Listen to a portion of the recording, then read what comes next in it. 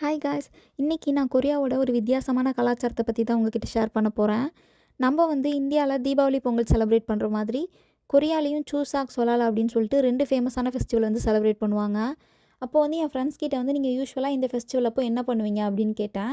அதுக்கு வந்து நாங்கள் வந்து பெரியவங்க வீட்டில் யாராவது இறந்துருந்தாங்கன்னா அவங்களோட ஃபோட்டோக்கு வந்து பூ, அதுக்கப்புறம் பழம், படையெல்லாம் போட்டு சாமி கும்பிடுவோம். அப்புறம் பெரியவங்க வந்து சின்னவங்களுக்கு வந்து காசு தருவாங்க அப்படின்னு சொன்னாங்க.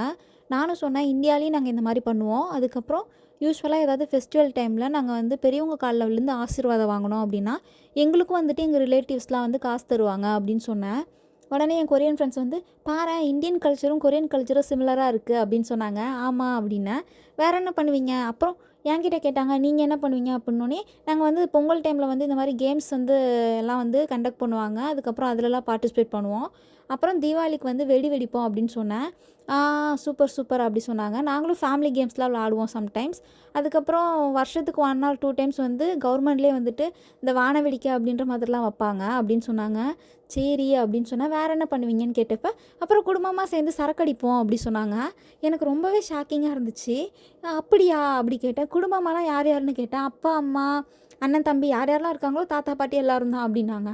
உடனே நீங்கள் அப்படி பண்ண மாட்டிங்களா அப்படின்னு கேட்டேன். இல்லை, குடும்பமாக இல்லை, குடும்பத்தில் யாராவது இப்படி பண்ணுறாங்கன்னு தெரிஞ்சாவே அந்த தாத்தா பாட்டி இருக்க இறந்து போனவங்க ஃபோட்டோ பக்கத்தில் என் ஃபோட்டோவும் இருக்கும் அப்படின்னு சொன்னேன். அவங்களாம் அப்படியே உடனே சிரித்தாங்க. ஏன் அப்படி அப்படின்னு கேட்டாங்க.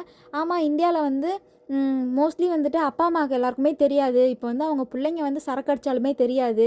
தெரிஞ்சுன்னா சோழி முடிஞ்சு அப்படின்னேன். அவங்க ஆச்சரியமாக பார்த்தாங்க.